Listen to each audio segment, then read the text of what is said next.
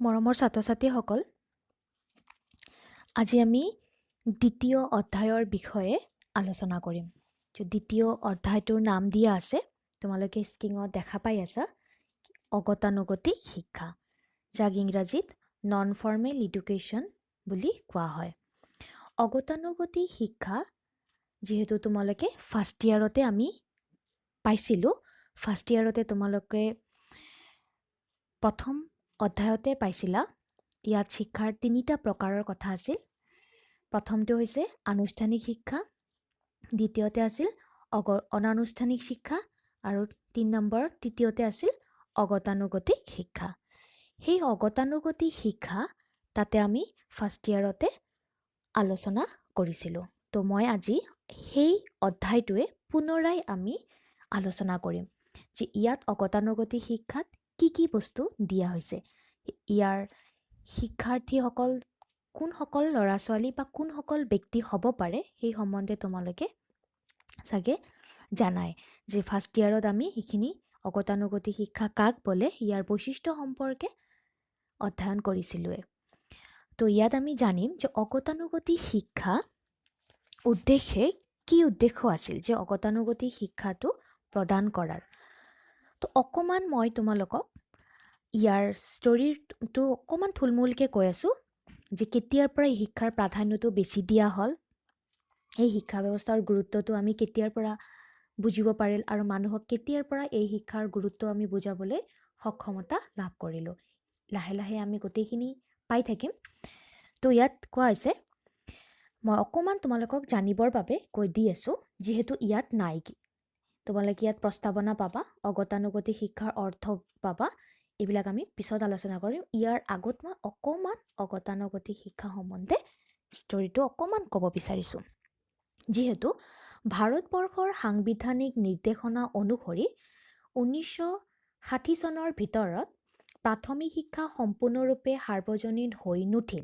তদুপৰি 1981 চনৰ লোকপ্ৰিয়লত সাক্ষৰতাৰ হাৰ মাত্ৰ 36.23% আছিল। গতিকে দেশৰ সকলো ল'ৰা ছোৱালীয়ে প্ৰাথমিক শিক্ষা পাব পৰাকৈ 1986 তোমালোক পাইছিলাই, 1986 ক'ত নতুন ৰাষ্ট্ৰীয় শিক্ষানীতিত, হয়নে? সেই শিক্ষানীতি মৰ্মেও অগতানুগতিক শিক্ষাৰ ওপৰত পৰামৰ্শ বহুতখিনি আগবঢ়াইছিল। সেইলৈ আমি প্ৰথম অধ্যায়তে অকণমান আলোচনা কৰিছিলোঁ। তাৰপিছত 1990 চনত 11 বছৰ সম্পূৰ্ণ হোৱা ল'ৰা ছোৱালীক অগতানুগতিক শিক্ষাৰ 5 বছৰীয়া অথবা শিক্ষা ব্যৱস্থাৰ সমপৰ্যায়ৰ শিক্ষা দিয়াৰ পোষকতা কৰিছিল। যে 5 বছৰে কি শিক্ষা দিব লাগিব? অগতানুগতিক শিক্ষা প্ৰদান কৰিব লাগিব। আৰু কৈছিল যে 1995 চনত সকলো ল'ৰা ছোৱালীকে 14 বছৰ বয়সলৈ বিনামূলীয়া প্ৰাথমিক শিক্ষা বাধ্যতামূলকভাৱে দিবলৈ স্থিৰ কৰিছিল। প্ৰত্যেকবিলাক 14 বছৰ বয়সলৈকে সকলোকে কি কৰিব লাগিব? বিনামূলীয়া আৰু বাধ্যতামূলক শিক্ষা দিয়াটো স্থিৰ কৰিব লাগিব। এইটো আছিল কিমান চনত? 1995 চনত। তাৰপিছতেই 2002 চনত ইয়াত আছে 86তম সংবিধান সংশোধনীৰে, যে 86তম সংবিধান সংশোধনীৰে দেশৰ সকলো ল'ৰা ছোৱালীৰ বাবে প্ৰাথমিক শিক্ষাক মৌলিক অধিকাৰ হিচাপে গণ্য কৰা হৈছিল। কাৰণ প্ৰাথমিক যিটো শিক্ষা আছে কি হিচাপে গণ্য কৰিব লাগিব? মৌলিক অধিকাৰ। যেনেকুৱা মানুহৰ জীৱনৰ বা জীৱিকা নিৰ্বাহৰ বাবে মৌলিক অধিকাৰ বুলি আমি মৌলিক প্ৰয়োজন বুলি যেতিয়া কওঁ, তেতিয়া কি? অন্ন, বস্ত্ৰ আৰু বাসস্থান। সেই হিচাপে মৌলিক অধিকাৰটো কি হিচাপে ল'ব লাগিব? তেনেহ'লে শিক্ষাকো মৌলিক অধিকাৰ হিচাপে গ্ৰহণ কৰিব লাগিব। যে ভাৰতবৰ্ষত জন্মগ্ৰহণ কৰিলে শিক্ষাটো মৌলিক অধিকাৰ হ'ব লাগিব। যে প্ৰত্যেক ভাৰতবৰ্ষৰ নাগৰিকে যাতে শিক্ষাৰ সুবিধাখিনি গ্ৰহণ কৰিব পাৰে। তাৰপিছত কৈছিল যে 2009 চনত শিক্ষা অধিকাৰ আইন বলবৎ কৰিছিল, আৰু যাক আমি ইংৰাজীত কওঁ ৰাইট টু এডুকেশ্যন এক্ট। অসমতো 2009 চনতেই বলবৎ কৰা হৈছিল। এই আইন মতে দেশৰ সকলো ল'ৰা ছোৱালীয়ে সমানে গুণগত শিক্ষা পোৱাটো নিশ্চিত কৰিব লাগিব। এইটো বাধ্যতামূলক কৰি দিয়া হৈছে যে প্ৰত্যেকে যাতে আনুষ্ঠানিক শিক্ষা লাভ নকৰিলেও যাতে তেওঁলোকৰ সুবিধাৰ্থে প্ৰত্যেক ব্যক্তিৰ সুবিধাৰ্থে যাতে আমি এনেকুৱা এখন শিক্ষা অনুষ্ঠান স্থাপন কৰিব পাৰোঁ যাৰ জৰিয়তে প্ৰত্যেক মানুহে যেতিয়াই বিচাৰে তেতিয়াই যাতে শিক্ষাৰ সুবিধাখিনি গ্ৰহণ কৰিব পাৰে। তো ইয়াৰ পিছত আমি জানিম যে অগতানুগতিক শিক্ষা ইয়াত দিয়া আছে প্ৰস্তাৱনাখিনি, হয়নে? ইয়াত আমি জানিম যে অগতানুগতিক শিক্ষাৰ যিখিনি প্ৰস্তাৱনা দিয়া আছে তোমালোকে দেখা পাই আছে স্ক্ৰীনত, যে বৰ্তমান বিশ্বত আমি 3 প্ৰকাৰ বিস্ফোৰণৰ সন্মুখীন হ'ব লগা হৈছে। যে 3টা বিস্ফোৰণ কি কি, যেনেকুৱা প্ৰথমটো দিয়া আছে জনসংখ্যাৰ বিস্ফোৰণ, দ্বিতীয়টো দিয়া আছে জ্ঞানৰ বিস্ফোৰণ, তাৰপিছতো আছে আৰু আশা আকাংক্ষাৰ বিস্ফোৰণ। তো প্ৰথমটো আছে জনসংখ্যাৰ বিস্ফোৰণ। জনসংখ্যাৰ বিস্ফোৰণ এনেকুৱা যিটো হাৰত আমাৰ গোটেই বিশ্বত কি হৈ আছে, জনসংখ্যা বৃদ্ধি পাই আছে, হয়নে? যে যিমান মানুহৰ হাৰ দিনক দিনে বাঢ়ি গৈ আছে, জন্মৰ হাৰ মানুহ ইমান হাৰে জন্মগ্ৰহণ কৰি আছে, বাঢ়ি গৈ আছে, যে বৃদ্ধি পোৱাটো আৰু বিস্ফোৰণ পোৱাটোৰ মাজত কিন্তু পাৰ্থক্য আছে। বুজি পাইছা? যে বৃদ্ধি বুলি ক'লে কি হ'ব, অকমান মানে এটা লিমিটেডশ্যন আছে, কিন্তু বিস্ফোৰণ মানে যিটোক আমি কি আমি আনলিমিট বুলি ক'ব পাৰোঁ, যে অধিক হাৰে, হয়নে নহয়, অধিক হাৰে যিটো বাঢ়ি গৈ আছে, যাক কি বুলি কোৱা হ'ব, জনসংখ্যাৰ বিস্ফোৰণ। তাৰপিছৰ ছেকেণ্ডটোৱে আছে কি জ্ঞানৰ বিস্ফোৰণ। যিমান জনসংখ্যা বাঢ়িব ইমান জ্ঞানৰো কি বাঢ়িব, বিস্ফোৰণ ঘটিব, যে মানুহে জানিব, বহুত মানুহৰ জ্ঞান অভিজ্ঞতাৰো আৱিষ্কাৰ হ'ব, বহুত মানুহে জানিব লাগিব, হয়নে নহয়, সেইকাৰণে কৈছে জ্ঞানৰ বিস্ফোৰণ। আৰু আশা আকাংক্ষাৰ বিস্ফোৰণ। যিমান জনসংখ্যা বাঢ়িব সিমানে কি হ'ব, মানুহৰ ৰুচি অভিৰুচি, মানুহৰ আশা আকাংক্ষা এইবিলাকো দিনক দিনে বাঢ়ি গৈ থাকিব। তো এই 3টা বস্তুক আমি কি কৈছে, এই বিস্ফোৰণসমূহৰ প্ৰত্যক্ষ প্ৰভাৱ শিক্ষাৰ ক্ষেত্ৰত পৰিলক্ষিত হয়। প্ৰত্যক্ষ মানে ডাইৰেক্ট প্ৰভাৱটো কাৰ লগত পৰিলক্ষিত হয়, শিক্ষাৰ লগত। যিহেতু শিক্ষাক যদি আমি শিক্ষাৰ সুবিধাখিনি প্ৰত্যেক মানুহক যদি প্ৰদান কৰিব পাৰোঁ, তেনেহ'লে চাগে জনসংখ্যাৰ বিস্ফোৰণ বা জ্ঞানৰ বিস্ফোৰণ বা আকাংক্ষাৰ বিস্ফোৰণ, এই 3টাৰ বিস্ফোৰণৰ যিটো পৰ্যায় আছে, যি হাৰে বাঢ়ি গৈ আছে, একমাত্ৰ শিক্ষাৰ ক্ষেত্ৰৰ জৰিয়তেহে মানুহক আমি কি কৰিব পাৰিম, পৰিলক্ষিত কৰিব পাৰিম। শিক্ষাটোৱে হ'ল এটা কি ডাইৰেক্ট কি মানুহৰ দিয়াৰ এটা কেন্দ্ৰ, যে কোনো ব্যক্তিয়ে যাতে শিক্ষাৰ পৰা পিছত নাথাকে বা শিক্ষাৰ পৰা বঞ্চিত নাথাকে, সেইবাবে সেই সুবিধাৰ্থে অগতানুগতিক শিক্ষাৰ সুবিধাখিনি আগবঢ়োৱা হৈছিল। যে এই শিক্ষা কোনসকল মানুহে গ্ৰহণ কৰাৰ সুবিধা পাব, হয়নে নহয়, এইটো এটা কুৱেশ্যন আহে যে কোনসকল মানুহে এই শিক্ষাৰ সুবিধা লাভ কৰিব পাৰিব। যিহেতু আমি জানো আনুষ্ঠানিক শিক্ষা আছে, ফৰ্মেল এডুকেশ্যন যিটো আমি পাইছিলোঁ, হয়নে? আনুষ্ঠানিক শিক্ষাটো কোনটো শিক্ষা কোৱা হয়, যে আনুষ্ঠানিক শিক্ষা হ'ল কোনবোৰ শিক্ষা, যিটো তোমালোকে ফাৰ্ষ্ট ইয়াৰতে আলোচনা কৰিছিলোঁ আমি, যে আনুষ্ঠানিক শিক্ষাত কি থাকিব, নীতি নিয়মসমূহ বান্ধি দিয়া থাকিব। আৰু আনুষ্ঠানিক শিক্ষাত কি থাকিব, সময়সীমা বান্ধি দিয়া থাকিব, আৰু ইয়াৰ শিক্ষা হ'ব পূৰ্ব পৰিকল্পিত উদ্দেশ্য প্ৰণোদিত। কিন্তু অগতানুগতিক শিক্ষাৰ ক্ষেত্ৰত কিন্তু ডিফাৰেঞ্চ হ'ব, মানে বেলেগ দেখা যাব, হয়নে নহয়? আৰু আনুষ্ঠানিক শিক্ষাত আমি কি পাইছিলোঁ, যে ইয়াত এই শিক্ষা ব্যৱস্থা হ'ব শিক্ষক প্ৰধান, কিন্তু ইয়াৰ অগতানুগতিক শিক্ষাটো কিন্তু শিক্ষক প্ৰধান নহ'ব। অগতানুগতিক শিক্ষা ব্যৱস্থা হ'ব শিক্ষাৰ্থী প্ৰধান শিক্ষা ব্যৱস্থা। তো ইয়াত আনুষ্ঠানিক শিক্ষাৰ নীতি নিয়মতকৈ কিছু শিথিলতা থাকিব ক'ত, অগতানুগতিক শিক্ষাত। আনুষ্ঠানিক শিক্ষাৰ দৰে কি থাকিব, পূৰ্ব নিৰ্ধাৰিত থাকিব, পাঠ্যক্ৰমৰ কাৰ্যও পূৰ্ব নিৰ্ধাৰিত থাকিব, কাৰ্যক্ৰমো পূৰ্ব নিৰ্ধাৰিত থাকিব, তাৰপিছত সময়সূচীও পূৰ্ব নিৰ্ধাৰিত থাকিব, আৰু কেতবোৰ মানে কিছু সংখ্যক নিয়ম নীতিও পূৰ্ব নিৰ্ধাৰিত থাকিব। একেবাৰে সকলোখিনি বস্তু কটকটীয়া নাথাকিব, কাৰণ আনুষ্ঠানিক শিক্ষাত আমি পাইছিলোঁ নিয়ম নীতিসমূহ একদম যিখিনি যেনেকৈ দিয়া থাকিব নিয়ম নীতিবিলাক তেনেকৈ আমি পালন কৰিব লাগিব। কিন্তু অগতানুগতিক শিক্ষাৰ ক্ষেত্ৰত কিছু শিথিলতা আৰু নমনীয়তা থাকিব। তো এতিয়া আমি যে ইয়াত দিছে যে বিজ্ঞান আৰু প্ৰযুক্তি বিকাশৰ লগে লগে জ্ঞানৰ নতুন নতুন ক্ষেত্ৰত সৃষ্টি হৈছে, হয়নে নহয়? জ্ঞানৰ নতুন নতুন ক্ষেত্ৰত সৃষ্টি হৈছে আৰু ইয়াৰ লগে লগে জ্ঞান লাভৰ স্পৃহাও বৃদ্ধি হৈছে। যে মানুহৰ বিজ্ঞান আৰু প্ৰযুক্তি, ছায়েন্স আৰু টেকন'লজি যিমান হাৰত বাঢ়ি গৈ আছে, সিমান হাৰত কিন্তু মানুহৰ জ্ঞানৰো কি হৈছে? আৱিষ্কাৰ হৈয়ে আছে। সেই বস্তুবিলাকৰ লগত যদি আমি সমপৰ্যায়ৰ আনিব বিচাৰোঁ, তেনেহ'লে প্ৰত্যেক মানুহে শিক্ষিত হোৱাটো অত্যন্ত জৰুৰী। সেইকাৰণে কৈছে যে যিমান হাৰে এই বস্তুবিলাক বাঢ়ি গৈ থাকিব, জ্ঞান লাভৰ স্পৃহাও বৃদ্ধি হৈ আছে। জ্ঞান লাভৰ স্পৃহা মানে মানুহ শিকিবৰ বাবেও কিন্তু বহুত, কিন্তু শিকাৰ যদি এনেকুৱা কেন্দ্ৰই নাথাকে, অনুষ্ঠানে নাথাকে, তেনেহ'লে মানুহে ক'ত গৈ শিক্ষা আহৰণ কৰিব? তাৰ বাবেও সুবিধা দিব লাগিব, হয়নে নহয়? তো সেইকাৰণে কৈছিল যে জ্ঞান লাভৰ স্পৃহাও বৃদ্ধি হৈছে। বৰ্তমান পৰিৱৰ্তিত সমাজ ব্যৱস্থাত খাপ খাই চলিবৰ বাবে বিদ্যালয় ভিত্তিক শিক্ষাই যথেষ্ট নহয়। বিদ্যালয় ভিত্তিক মানে যে বিদ্যালয়ত গৈছোঁ, লিখা পঢ়া শিকিছোঁ, নিয়ম নীতিৰ মাজত আবদ্ধ আমি আছোঁ, হয়নে নহয়? এইবিলাকৰ মাজতেই যাতে শিক্ষাটো শেষ নহয়।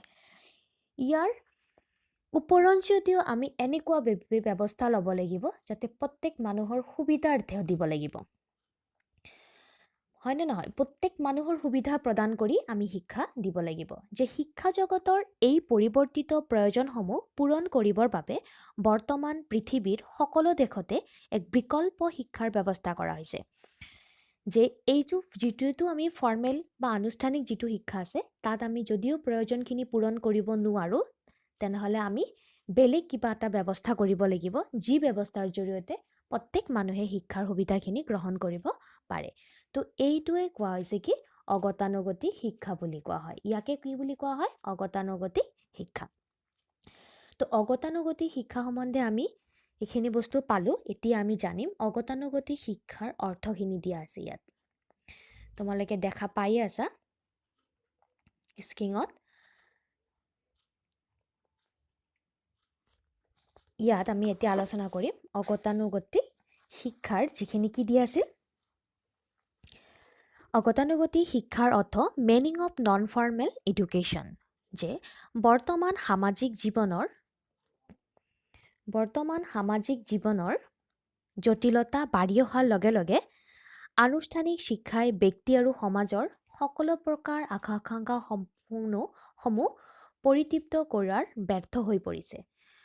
যে আনুষ্ঠানিক শিক্ষাৰ যিটো শিক্ষাই ব্যক্তি আৰু সমাজৰ সকলো প্ৰকাৰ মানুহৰ আকাংক্ষাৰ ক্ষেত্ৰত পৰিতৃপ্তি কৰাৰ ক্ষেত্ৰত ব্যৰ্থ হৈছে।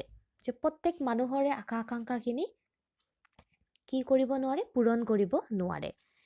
তাৰ বাবে কি? বা সকলো মানুহে এই শিক্ষাৰ সুবিধা গ্ৰহণ কৰিব নোৱাৰে, হয়নে নহয়? সেইবাবে যথোচিত এনেকুৱা ব্যৱস্থা কৰিব লাগিব যাতে প্ৰত্যেকৰে বাবে শিক্ষাখিনি সমান পৰিমাণে অধ্যয়ন কৰিব পাৰে।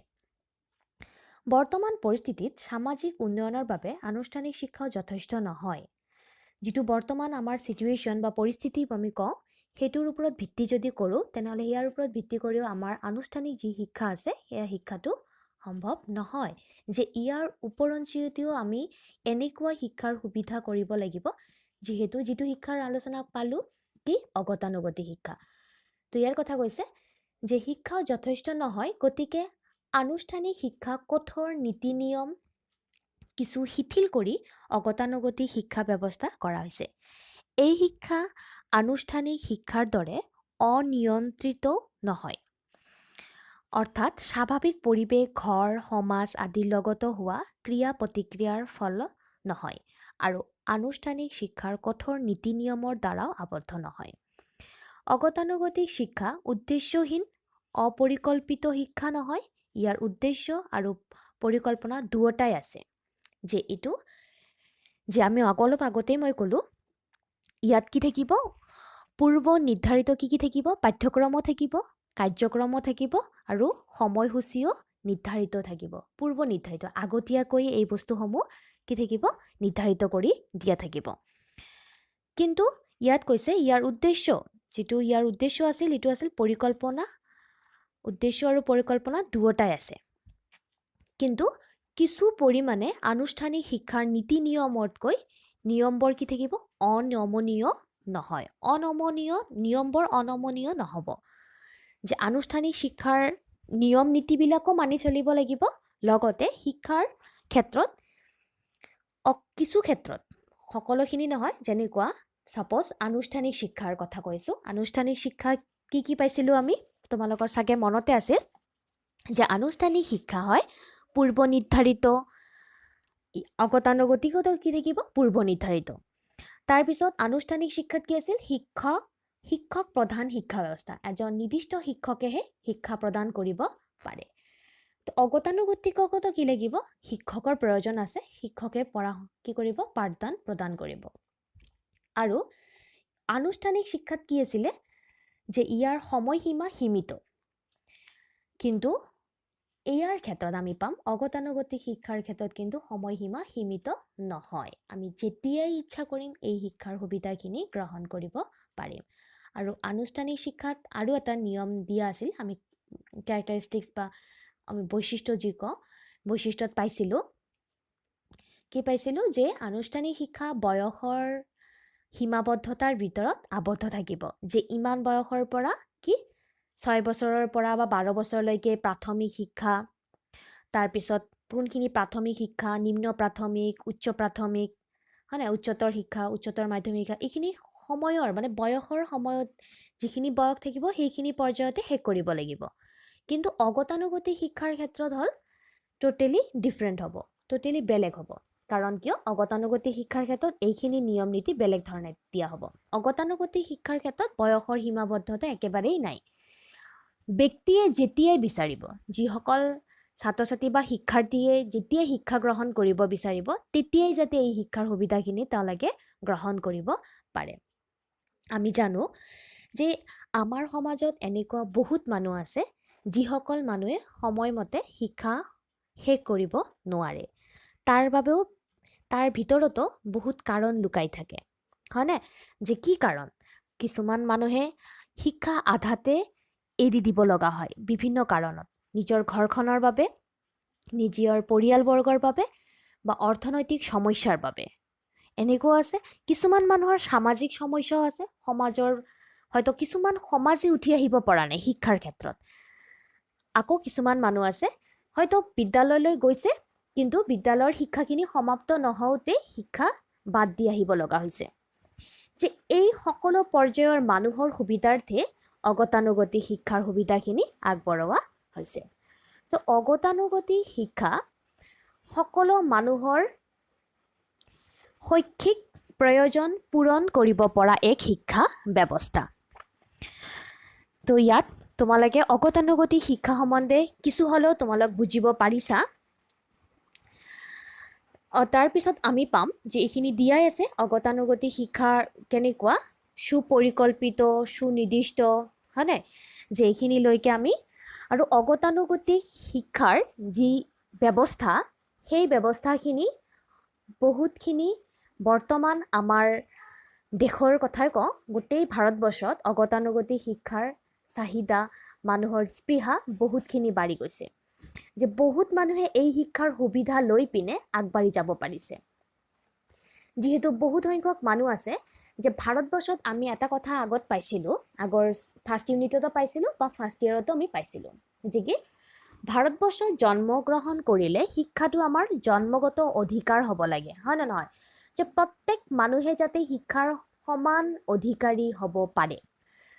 তথাপিও দেখা গৈছিল যে আমি ইয়াৰ আগত ফাৰ্ষ্ট ইউনিটত আলোচনা কৰিছিলোঁ কি মুডালিয়াৰ আয়োগ, কোঠাৰী আয়োগ, তাৰপিছত নতুন ৰাষ্ট্ৰীয় শিক্ষানীতি 1986, হয়নে? তাৰ পৰিপ্ৰেক্ষিতত আমি পাইছিলোঁ অসমখনৰো কথা, অসমৰ মাধ্যমিক শিক্ষা কেনেকুৱা, তাৰ কি সমস্যা আছিল, তাৰ কি সমাধান আছিল, সেইখিনিও পাইছিলোঁ। তো তাত আমি বহুতখিনি অধ্যয়ন কৰিছিলোঁ। তাত কি আছিল, যিমানখিনি এই কমিশ্যনবিলাকে বা আয়োগবিলাকে যিবিলাক ৰুলছ বনাই দিছিল বা প্ৰতিটোতে লক্ষ্যবিলাকত দিয়া আছিল, মুডালিয়াৰ আয়োগতো দিয়া আছিল, কোঠাৰী আয়োগতো দিয়া আছিল, নতুন ৰাষ্ট্ৰীয় শিক্ষানীতিতো দিয়া আছিল।